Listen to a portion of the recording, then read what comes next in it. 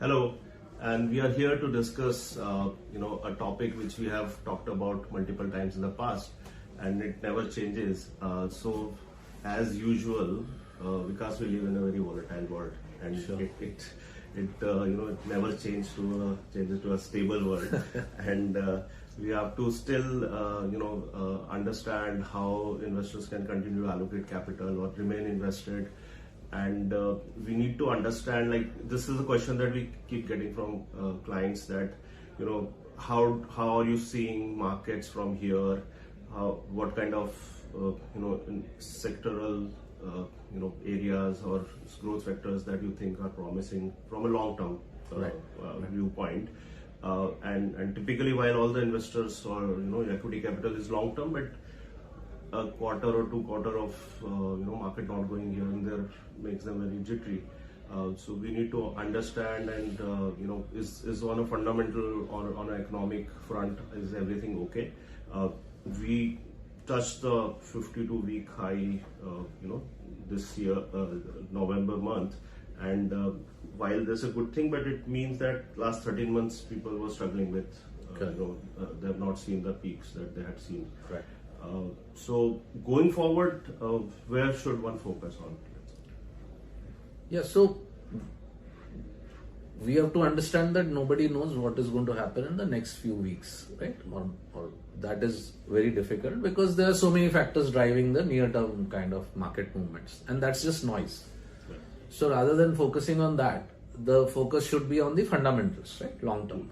And long-term fundamental, we step back and we know that, let's say we go to 1990s, then the GDP was something like $300 billion and market was probably not even 100 billion. Okay, maybe it had fallen post Harshad Mehta or whatever it was. So it was not even 100, maybe it was 50, 60 billion. Today, market is 5 trillion and economy is about 4 trillion, right? 4 point something. Yeah. So over last 35 years, you can see the kind of growth the economy has, and on the back of it, the market has also delivered, right? So going forward as well, and what is called the Buffett indicator, like market cap to GDP of roughly 1. Yeah. Now there's no mathematical or financial thing which proves that it should be 1, but somewhere around 1, 1.5, 0.8, even 2, right? Depending on if you have a lot of exports or not even exports, you should say rather a lot of international ownership of revenues, right? Coming.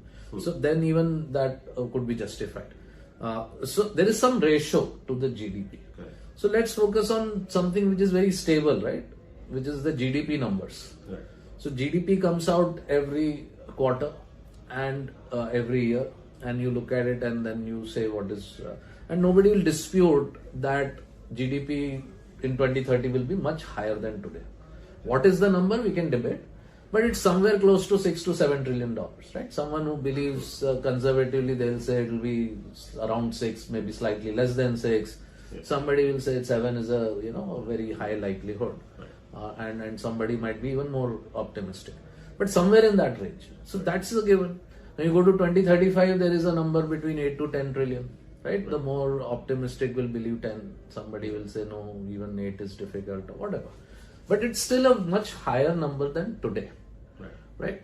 Now, when you talk about such numbers, it's a given that underlying, how is that GDP going to come? The companies are going to deliver it, right? The companies have to deliver through their revenue generation, through value creation, through selling and giving value to their clients or customers. And whether it's a B2C company or a B2B company. So this is where the growth is coming from. And so we have, like, when we talk about what is inevitables, like growth vectors or kind of a long-term sustained growth drivers, which we call inevitables.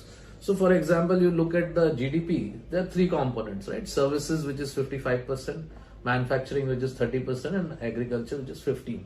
Yeah. Now, within this, agriculture is the slowest, and it is also less represented in the listed space. So the listed space is actually growing slightly faster. On top of it, even in services, a lot of unorganized service sector, that is not going to be represented on the listed space, right? Same way, a lot of unorganized manufacturing sector is not going to be visible in the listed space. So that again boosts the total growth rate of the listed space, right? And you have to keep in mind that these two themselves are significant inevitables. If you want to be exposed to Indian economy, you better have a services portfolio and you better have a manufacturing portfolio, right? Or industrial portfolio. Industry Inc. and Services Corp, right? So we've just labeled them that way, and which is what, some 1,000 odd companies for services, right? True. And from that universe you could choose. So that gives you a lot of flexibility. So these are the two major drivers. I mean, people say, oh, I'll buy an ETF. Right. And I'm saying, if you want exposure to the GDP and you don't have services as a proper exposure, and if you don't have manufacturing as a proper exposure, then you're not exposing yourself properly to the economy, right? So these are the two very macro level kind of thing. Although the portfolio will always be a selective portfolio based on the framework. So from the 500 or 300 or 1,000 companies, you select a portfolio of 25, 30 companies, right? That's our. So these two are the macro level kind of growth vectors or inevitables. Then you come to something like the security or safety of the country. So the defense, right? So defense is a long-term growth vector, probably more than 10 years, right? Maybe 2 or 3 decades. We are way behind, and becoming the third largest economy in the world. Your interests worldwide are becoming stronger, and so you need to have global defense kind of a thing, which means you have a very long way to go. Third thing, how transportation is happening, how when your economy is growing at such a fast pace, then goods and services are moving across the country, right? And even outside the country, and are being imported from outside, both goods and services. And how are you going to deliver that, right? So that is transportation, logistics, and so we call it the railways, right? So railways is like a term, but it's supposed to capture all the transportation related things, logistics, freight, all of that, right? Cargo, and other modes of transportation as well. So these two become like, then how is your economy going to grow? So power, right? So it's going to be driven by energy. And here, so there are two factors. One is the fundamental demand for energy just normally. And then there is the whole energy transition thing, right? That you're moving to more green. On top of it, you have things like electric vehicles. You have things like data centers, where worldwide now we have been talking about this for more than 2 years. But worldwide now everyone is talking about that power is going to be the bottleneck and not the chips in AI, right? So these are two more. And obviously you need a lot of financing for all this kind of transformation. Absolutely. And that's where the financial service, which anyway is one of the largest component of the listed space. Absolutely. So that is a very attractive space to, because it's full of growth. There is mispricing as well. Absolutely. And fundamentally these are very strong, stable and strong balance sheet as we speak. Yes. So that's another area which is a continued long-term growth factor, I think. So one final point, because again, when a lot of people will agree to this, long-term growth story of India and the strength of the economy and stuff, but suddenly there is a news that comes and it says that, okay, the tariffs have come in, they are disrupting, let's say, chemical sector, textile sector, and then they tend to extrapolate this to, the whole economy. Yes. Or they will just look at, let's say, the INR depreciation, and then the Indian economy is losing its edge, and that's why the rupee is depreciating, and there is some problem. So they again extrapolated to one data point or few factors to the broader economy and lose out the focus. That is something that it's very important to keep your focus right. I think how should investors approach this path, like extrapolating a negative news to a broader ecosystem and then get worried? So first I'll break it into two things. One is the kind of mindset you have. Okay, so there are two kinds of people. One is optimist, one is pessimist, right? Optimist says the glass is half full and the pessimist says the glass is half empty. And the focus is there. And the second part is, so once you have that mindset, now there comes the confirmatory bias. Like the pessimist will keep looking for negative news. Any negative data point, he will jump onto it and extrapolate from there to confirm that, okay, my theory that the glass is half empty is true. And same way the optimist looks at the glass half full, and any positive data points they try to extrapolate. But the scientific way of looking at it is not try to be pessimist or optimist, but be realist and collect all the data points and then form the opinion. Now, fundamentally, there is a bias in investing. The bias in investing is that all of this investing is always about the future, right? When you put in money today, you're talking about future cash flows coming to you. So if you're not an optimist, the concept of investing itself fails. Okay?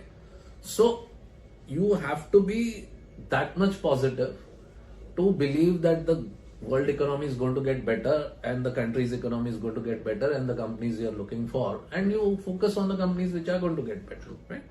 If you believe some country is not doing well, you have to exit that and allocate to some other country. If you think the whole world is going to dogs, then just buying gold ETFs is not going to help you.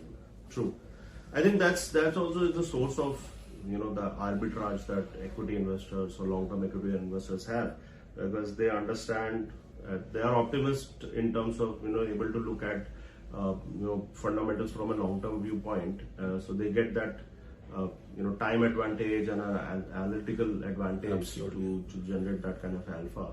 Absolutely. So great. I think this should kind of shed some light on how we look at some of the macro and broader economic factors as they evolve, and try and focus on most important data points. And there are a lot of data points that are very promising, and I see that they get neglected. We are looking at some great GDP growth numbers.